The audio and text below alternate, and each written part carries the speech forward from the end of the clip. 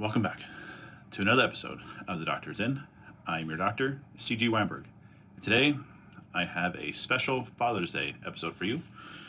I want to talk about why kids should do sports. The reason why this comes up is because my son just finished his soccer season, and we had a end of year soccer game playing around, parents versus kids, lots of fun. Parents won 6-1, I believe it was, and the only goal they scored was because the ball literally went directly through the keeper's arms, through his legs, in the goal. Kind of sad for the parents' part. Yay for the kids. Anyway, don't let your kids win. But some things happened during the game between some other parents and their kids, and it was interesting, to say at least for me. And I thought I would make some comments on why sports for kids. So there's lots of good reasons, and there's some bad reasons. There's some things to protect your kids from when it comes to playing sports. I am going to just focus on the good. So one big good one for why kids should play sports is for them to learn how to do teamwork. Learning to depend on someone else to do their job. Learning to trust someone besides themselves. That is actually a really, really big thing for a young person to learn, and it's important. In order for them to grow up and be useful in a community, they have to learn how to trust those around them, and to give someone a goal, or someone higher up to give them a goal and say, hey, you do this, and you both go out and execute it, and you have to do your job perfectly, or potentially imperfectly, to match up with how they're doing their job. And it makes society work that way. So teamwork is huge. I will also say there is a really big place for individual sports like golf or swimming when everything relies upon you. Now, you get that same kind of thing with like penalty kicks with soccer or free throws with basketball. But when there's no one to hide behind and you have to step up and perform, that is something that is really important for young people to learn. But teamwork is a huge thing. Another thing is just straight up hard work. This is where sports that not everyone gets to play, or not everyone gets to play the same amount, is helpful. Younger kids, it's fine to play in such a way that everyone gets a turn, blah, blah, blah. It's fine. At a certain point, though, it has to get to level where the best players play. In order to become the best player, if you're a worse one, is you have to go and work and perform. You have to go and get better. You have to put in a lot of time outside of practice to go and be to the level of everyone else.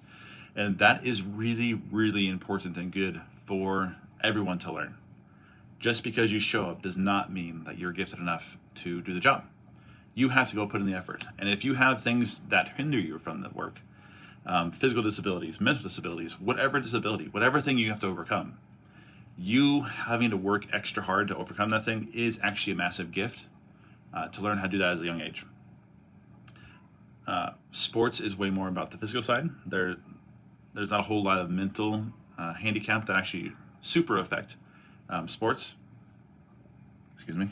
But you will find plenty of that in school. On the sports side of things, though, the physical capabilities, if you're short, guess what? You got to be faster. If you're tall, you have to be coordinated. Everyone has to be coordinated. But you have to overcome things. If you're tall, you have to work way harder to get more muscle. But all these things you have to work to overcome, and that level of hard work sports is a great place to find that hard work. Another thing that came out this year, my son lost one of the first games their team lost. Some of the kids had a bad attitude about it. Like, we're supposed to be winning. I don't like losing, blah, blah, blah, going pounding on the sideline. Like, one thing with sports is you got to learn how to win and you got to learn how to lose. Now, losing is something that clearly shows up. You got to congratulate the opponent. Say, well done, you beat us. Hats off to you. You take the prize, go on. Learning how to win with your head up. This does not mean that you're happy in the loss. You can be annoyed, you can be upset, you can go out there and put your all, not make it work, and be disappointed. That is a reality. when you're working hard for a game. That is learning how to lose well. Learning how to win well, though, is being gracious to them. Like, hey, good game, you tried your best. You'll get us next time, or whatever. Or I'm going to do my very best to make sure you don't get me the next time. You better work harder. I'm going to work harder. Like the competitive spirit is something that is fantastic with sports, and learning how to lose and win well is actually really important. I have two more for you today, and I would say they are the most important when it comes to sports. And it actually it goes back to why sports, as far as I know, it's the oldest account of sports we have, and the oldest philosophy about sports, ancient Greek, Plato's time. Plato talked about gymnastics and how to raise up the next generation and things. And his idea for it, for young people, and how to train up the soldier class and the guardian class. Soldier class and guardian class is for them to, the young boys, to go out and ride out on fleet horses with an old general because a young general may be too brash and whatnot, but an old general is someone who is wise enough to know how the battle is going. So the young kids would go out with old generals and stay far enough away from the battle that their horses can outrun the enemy if they get beat, but also close enough that they can observe what's going on. And the whole point of that is to train and prepare the young people for the realities of life and war. And Plato thought anyone who was going to rise above a husbandman should be prepared for this. And that is what would happen in the gymnasium. So they would wrestle oftentimes, and preparing young people for life in the Greek time. Yes, they did wrestle naked. Side point there, it was not homosexual whatsoever. They actually did it so they could study each other's forms and make sure they were grappling correctly. So it was all about education still. And their ideas of modesty were not the same as ours. So the men and women were actually segregated. They would both wrestle naked. The old men would watch the young men. The old ladies watch the young ladies. And they would both train each other up in order how to fight and wrestle. Just how things happened, actually. It was a common thing, and it was in order to make sure that people were doing it correctly and so they didn't get hurt and learn how to do the massive amount of effectiveness. But they did it in order to build up a level of men that we don't see today. And yeah, the thing that piqued my interest and the reason why I'm doing this video is this key important part is actually mental toughness. So a kid kept getting knocked over. Like it was like he was running on ice. He kept falling over. No one would be near him, he'd fall over. And one time I accidentally, he ran into me one time, and he's 8 or 9 years old. I outweigh him by at least 100 pounds. You can guess who won this collision. Anyway, he fell hard and landed on his elbow. And he got up, to his credit. He got up, didn't say a word, didn't do nothing, was just holding his elbow. And you could tell it hurt him. He's holding it. And he goes right back to watching the play. Like he's holding it and he's like, oh, ready to go play. And I'm like thinking to myself, man, good job, kid. You can tell it hurt. It was a loud fall on hardwood, and he's getting up and going. And his mom is sitting there saying, buddy, take a break. You can come off. Get a Capri Sun as an ice pack and put it on. You're okay. Come on. And he's like, no, Mom, I'm good. And she's like, come on, get off. He's like, no, Mom, I'm good. She's like, come on, buddy. Come on, you got to take care of it. He's like, Mom, I'm good. Like 6 or 7 times, his mom is trying to get this kid to come off the floor to make sure his elbow's fine. And like he's moving it, he's fine. Like he's not crying. And like this mom is like trying to make sure her baby's fine. And that's what she's doing. She's trying to make sure her baby's fine. But a key part of sports for young men is to develop toughness, to learn how to work really hard. So again, the hard work, even if it hurts, because men must do that. If you hurt, your boss doesn't care. You still got to get up. You still got to provide. You have to go make money for your family. It doesn't matter if you're hurt. Get up and go. That's reality. Doesn't matter if your knee hurts, elbow, back, you got the flu, whatever. You're hurt, get up. Nobody cares. Rub some salt on it and go out. This kind of mental toughness is, I think, a major part about sports. I remember one time I was probably a junior in high school, I was playing a really hard team. Their best player was their midfielder, and I was sweeper, and he was coming up and getting the ball. And he was my size, so a decent sized guy for being in high school. And he came off and just walloped the ball, and I'm not going to let him have a free shot. So we're probably out like the 30. So I'll be on the 18, out 30 yard. He gives a massive kick, and I just lean over and block the ball, and weirdest injury overhead. I blocked it with my shin, and somehow I sprained my ankle. Like I vividly remember I got hit, I took a step, and I could not support my body.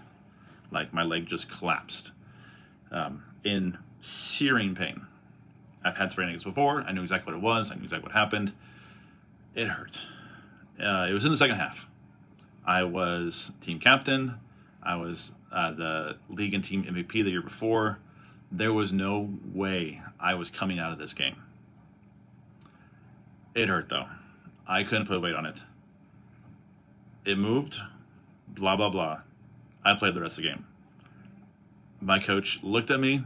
I didn't look at him. I just started hopping around. I kept moving, kept going. It hurt. It was my right foot, and I am severely right-footed. My left foot is virtually useless. I did not come out of that game. Follow up on that. 3 days later, we had our district game. And junior year, there's no way I'm not playing in that game either. And so I played. I played on sprained ankle. It hurt real bad. But there wasn't someone who could take my place that could do better than me. Even though I was hurt, there was no one that I knew that me being in pain could play better than anyone else at my position, particularly with my leadership. And there's no way I'm coming out. And I tell that story because that taught me so much. I know I can push through just about anything. So like to this day, it doesn't really matter what's going on with me. If I'm not contagious, I don't care what is wrong, I'm showing up. If I'm throwing up, I'm not showing up. That is the one I draw a line on. If I'm spewing from my mouth, if I am regurgitating things I've eaten, if I'm doing anything like that, I am calling out. That is the one I draw the line. No bueno, not showing up. And I have yet to have a boss complain about that. And to be fair, I only do it like maybe once a year. I don't get sick very often. But colds, sinus infection, allergies, whatever. I'm not showing up for that. Doesn't matter. No big deal. I learned how to deal with pain. Past seasons, I played like this because I'd always jam my middle fingers. So I'd take my middle two fingers together and I'd play like this. Kind of Yoda-like. But like, that's reality. I always rolled my ankles. Reality. If I didn't play injured, I wouldn't be playing. And I really wanted to play, and I wanted to score, and I wanted to win. So I played injured. No big deal. My ankles don't kill me. Don't hate me for that. Too bad. But that level of mental toughness is something that young people can learn through sports that I think is massively important. And on the flip side of that is actually compassion. So to be really good at sports, you actually have to know and get the killer instinct on knowing when to go into for the kill. Like if I hit this person right here, if I go at this split second, if I push right now, I'm going to beat this person. That is something that few athletes actually learn how to do. But at the same time, you must learn that the other person is still a person. I want to beat them. I don't need to kill them. This was actually a lesson I had to learn more of, is how to actually hold back. Even if I wanted to win, I didn't have to win by hurting someone else. So like, I've broken a lot of bones playing sports, but none of them are my own. I've only broken other people's bones, a leg, a few arms, some fingers. I never gave anyone concussions as far as I know. There was one kid in our high school that was really prone to concussions, but I never gave him one. So toughness and compassion. And weirdly, I have two sons, and both of them actually need to learn one or the other. And sons actually tend to have to learn one or the other. Most kids that I see today, most young men, all have to learn, most of them have to learn toughness. Most kids today are very feminine. Most boys today are very feminine. They are weak. They don't know how to work. They need sports and a coach that'll teach them how to work hard and to work through pain. That is 90% of the people I see. and I've been in education for 6 years ish. I've been in youth ministry for 15 ish. I've seen a lot of kids. I played sports a lot of years. I played against a bunch of people. Most people need to learn to be tough. There are those, though, and I have one son, that actually need to learn compassion. So one of my sons literally does not hurt himself. Well, doesn't get hurt. So, like, he gets mad and he slams his own head against the floor. Kind of a retard in that one. I don't think he's given himself brain damage, but he's going to be one who needs to learn compassion. He goes up to his sisters and just wallops them. If you know my kids, you know which one it is. He is one who's going to have to learn compassion. But all young boys need to learn the two: when to push hard and how to push hard. That is the glories behind sports. And I wasn't planning on going into this, but it leads right to it. I'm talking a lot about young men because that's the people that I am. I am a young man. I am a man.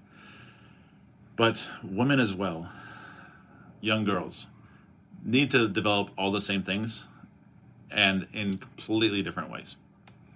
So girls need to learn how to be tough because they're going to go through childbirth.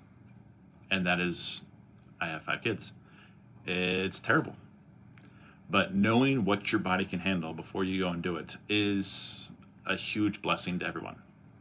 So if you have to go for surgery, if you have to go do a hard job, if you have to go give birth to a kid and all of that, knowing how hard you can push yourself because you've done really hard things in pain is a huge blessing, and sports can help.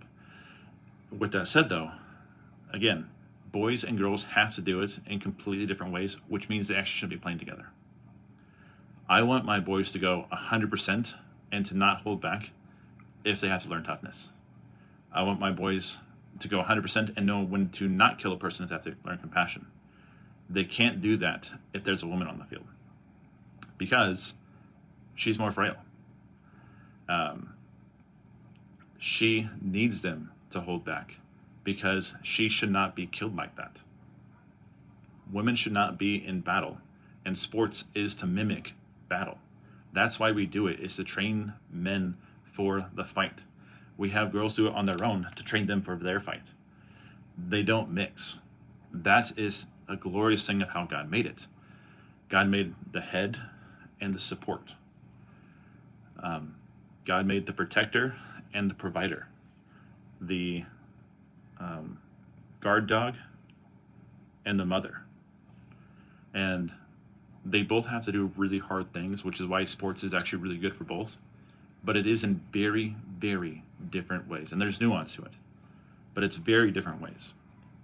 So yeah, I am going to have my girls play sports. I am going to have my young boys play sports. And I hope they don't have to ever play together, because it's not fair to either one. Girls are going to get hurt. Boys are going to have to hold back. And if the boys don't hold back, the girls are going to get hurt worse. And the girls try and be like men, they're actually going to be not feminine. They're going to lose what it is to make them women, which is not kind to them. So all that to say, have your kids play sports. It's a glorious thing. That is my message for Father's Day, is to go and help your kids learn these hard things. So to recap: teamwork, hard work, how to win, how to lose, mental toughness, and compassion. These are glorious things that I think that sports gives a very unique way of seeing and teaching it that mimics combat without the consequences, which is a glorious thing, which is why young people should do it. Split up genders. Do not let the whole trans thing is just mental illness anyway. Do not let these things mix. Boys with boys, girls with girls. I grew up at a small school. We had to mix some. Do it as little as possible. It is kind to your daughters and your sons for that. So, on this Father's Day, if you like this video, give me a like. If this would encourage someone or kick someone in the butt to raise their sons or daughters better, share it with them. Subscribe if you want to know when my next video is out. And with that, I bid you a great Father's Day. Fathers out there, be present, love your family, lead your wives, and laugh loud and feast well. And with that, the doctor is out.